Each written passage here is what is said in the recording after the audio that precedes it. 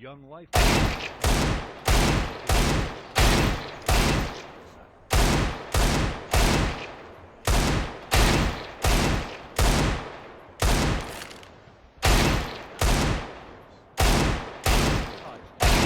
Drowning.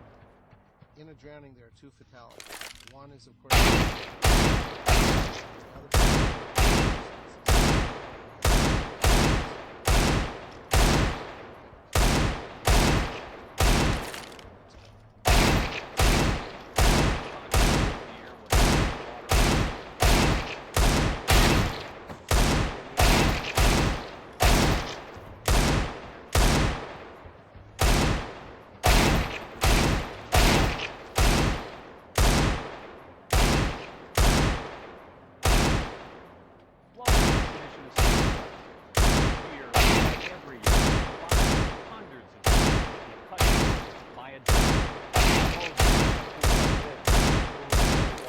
Just a few yards, a few feet. But for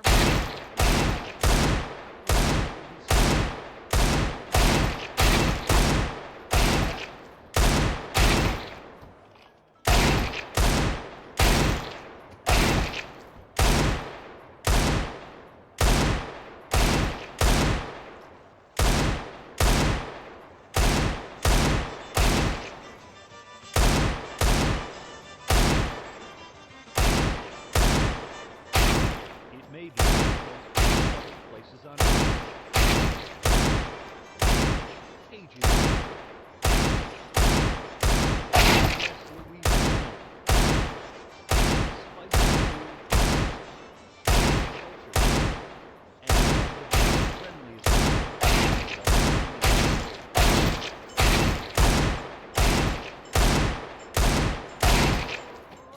It's also a place history of civilization. But here, Louisiana, I was hoping that a facility, like a pool, that would bring whites and blacks together, because everybody likes a pool. There hadn't been a city pool open in St. Martinville in more than 6 years. But with 6 freshly trained Red Cross lifeguards, Mayor Martin believed his city was ready. So we had prepared. We said, we know we get in the crowd. We want to make sure we can handle the crowd. We cannot have a drown. The mayor, and he said, we did everything we could that we knew to do. That's probably right. We knew to do. They knew to do. They did everything they could. And on opening day, that was just enough. There was water in the pool. There were kids who wanted to swim, and they had lifeboats. But on day 2, their luck ran out. It was May 23rd, 1999. St. Martinville City Pool was filled with excitement.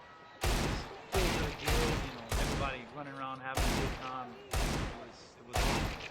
In the middle of the chaos was 12-year-old Norman Lee. You know how to swim. If you go swim in a bayou, you know how to swim. It was just kind of terror, almost. Just like, I had a feeling that with all the people, that something bad was going to happen. It was a day Nick Landry will never forget. It was just after 3 o'clock. Sitting in a chair at the deep end of the pool, people in the crowd began to scream. When I looked down, it was almost like I didn't believe what I saw. A young boy, motionless, at the bottom of the pool. It was almost like saying, please let it be something else, but deep down I knew it was somebody. Someone. Nick and fellow guard Jason Devermo plunged into the water. Jason pulled an unconscious Norman Lee to the surface. Nick struggled to find a pulse. I thought he had a pulse. You can't check pulses in water, but he didn't know that at the time. Norman had foam coming from his mouth, clearly not breathing. No one had taught you to open the airway to get the water out of your lungs. Get $1 million stuff doing that, baby. Lyle Willis was the third guard to respond. Anything that I'm doing that back then. been a hero. But there would be no heroes that day, only victims. I wanted to bring them out. They were like, That was the way we were trained with Red Cross. Fearing the spinal cord injury, the guards simply held the child at the surface of the water, waiting for a rescue squad. he said, don't ever, ever, ever bring anybody out of the water if you find them at the bottom of the pool without a backboard. But you don't have a backboard. I kept saying, oh God, please, don't let him die. I mean, that's all I could think of.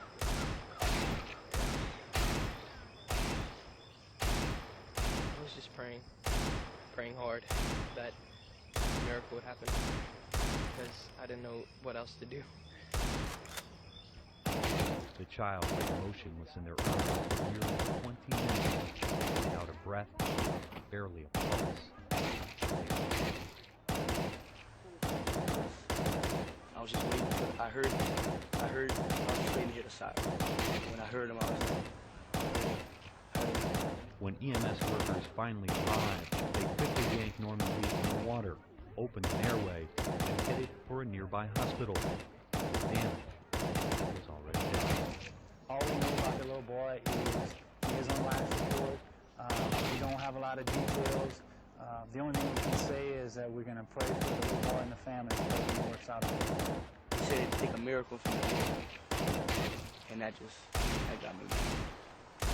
I've never seen a miracle happen.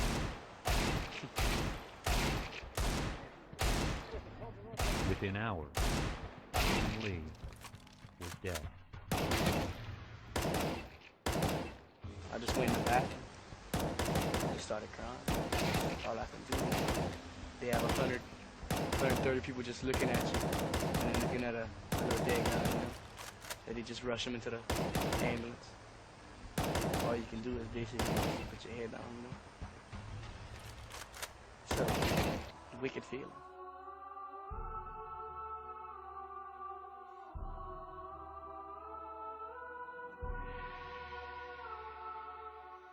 Yep, still hard. Still hard. Not a year now. Norman was her nephew. Sidney Blanchard and her husband raised him as their own. This was a preventable death. Everybody I talked to say this child did not have to die. The guards knew what they were doing. But they didn't know what they was doing. God just wanted him now. While Norman's family struggled to make sense of his death, the lifeguards who were trusted to protect his life struggled as well. Think about what he could have been, you know, when he grew up. How he never had a chance to experience life. He was so young. Never had a chance to go to like prom or homecoming or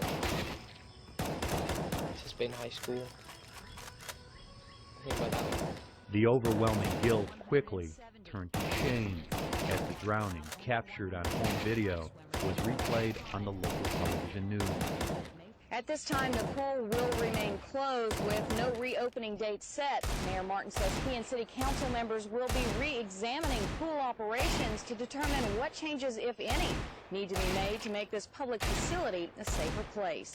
I was very scared to go out in town. I was ashamed to, but I was afraid of what people would think. The way they talked about us in the newspaper made it sound like we were like these incompetent fools or something. We just didn't do that job, and it made us feel real bad. Even worse were the baseless rumors running through the streets of St. Martinville. That's what I heard they were saying. They didn't want to touch him because he was black. I wouldn't want anybody to go through what we went through at all, ever. Ever. It was one of the worst things that I've ever done in my life. And it wasn't over. This boy suffered a long time before he died. Jarvis Claiborne was one of 3 attorneys to file lawsuits. Each named the city, the individual guards, and their parents as defendants. If you're under the age of 18 and you do something negligent, you most certainly can sue the parent and sue their homeowner's insurance. It was an injustice that the city did to us, and I'm still kind of bitter about it. And I thought that it was totally unfair, the whole situation. If you're serious and you're responsible and you don't want to see a drowning, you should not let the Red Cross train your lifeguards. There would be plenty of time for assessing blame, but far more pressing was the question, what to do next. I was willing to try anything. I said, you know, I'm desperate. For each new day and each new customer would bring a new opportunity.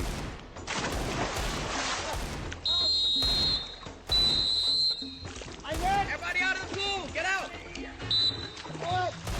An opportunity for tragedy.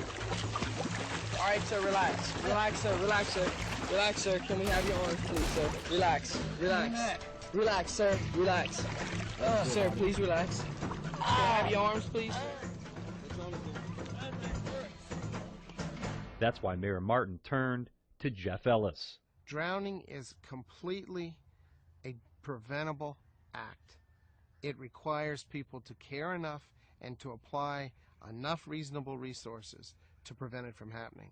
The only question I have, did you miss the strap? Yeah, we missed it. Ellis & Associates trains, certifies, and audits lifeguards for over 99% of the world's private water parks. They also now serve over 800 public pools and have investigated more than 400 drownings. The problems Jeff Ellis found at the St. Martinville pool weren't exactly unusual, but they were disturbing. For someone who is alive and well to go into a swimming pool where water is so clear you can see a dime on the bottom of a pool and say that a child or an adult could be underwater for 4 minutes and we didn't see it, that's unacceptable and inexcusable to me. The guards had never been properly trained to scan a swimming pool, and once they did discover the child, they failed to recognize a most basic symptom. Clear he was unconscious with all of the visible foam coming from his mouth. It was clear at that point that the first care had to be respiratory care, opening an airway and getting air into his patient. And yet the lifeguards had been taught to make stabilization of a possible spinal cord injury their highest priority. To me, that made no sense at all. I mean, I'd rather be alive with a broken back instead of be drowned and have a good back. You can treat for a spinal all day long, and the patient will be dead. More than anything else, the Ellis training method attempts to simulate the intense pressure and unpredictability of a real-life drowning, spending hours in the water rescuing everything from infant dolls to live adult victims. The Ellis lifeguard trainees are constantly pushed to improve their skills. It's just 5 seconds. 1, 2, 3, 4, 5. Check it for breathing. 1 and 5. 1, 2, 3, 4. And challenged to perform in an environment they can't control. Completing the Ellis lifeguard course is no easy accomplishment. How do we go? How do we go? How do we go? Nice and slow. How do we go? Nice and slow. How do we go? Nice and slow. How do we go? Nice and slow. Take your time, okay? I want everybody, same positions. Let's do it again. But certification does not end the educational process. It's simply a transition, providing an opportunity to serve in a job defined by accountability, never knowing when the trainers decide to come back. Okay, I'm on record. This is an aquatic safety audit being conducted by Jeff Ellis & Associates of Houston, Texas. Ellis-trained lifeguards are issued a license with the full expectation their work will be scrutinized by regular, surprise, hidden camera audits. We don't call bank tellers and say, would you like us to come by and help you count the money? We send auditors into banking environments. They don't tell you when they're coming. They count the money to make sure that you are consistently doing what you're supposed to do. Ellis applies the same concept to lifeguarding. A guard caught being inattentive, unprofessional, or irresponsible can be subject to disciplinary action or even the revocation of their license. But the videotape surveillance is only one component of the auditing process. Okay, what we're going to do is a live audit. I'm just going to let the guards handle it, and I'll it live. Okay, let's go.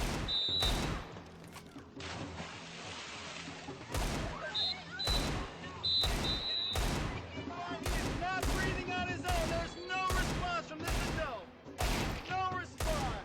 He is not breathing. He is not breathing. 1 and 2 and 3 and 4 and 5. Keep going. 1 and 2 and 3 and 4 and 5.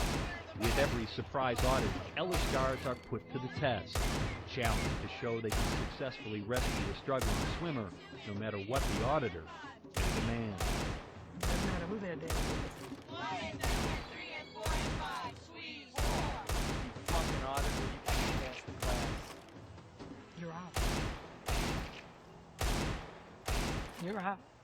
Without the audit, the best training in the world isn't going to work because people have to know they're going to be measured, evaluated in the future, and held accountable for their actions. By putting those kids in that situation, in that mock drowning, it's giving them that real life circumstance that if this happens, I know what to do. After a full year of Ellis training, the St. Martinville Guards have discovered a renewed sense of confidence, and lifeguarding is actually fun again. But as good as they may be, the skills and drills of the Ellis program will only take you so far. Your mind and body may be rescue ready, but the rest is in your heart. Controlling the ability to prevent people from drowning is within our reach. It requires people to care. It requires people to have a passion, to realize that in a few seconds a healthy child is going to die. A passion that can't be taught in a textbook or a swimming drill. Value life so much that you're scared every time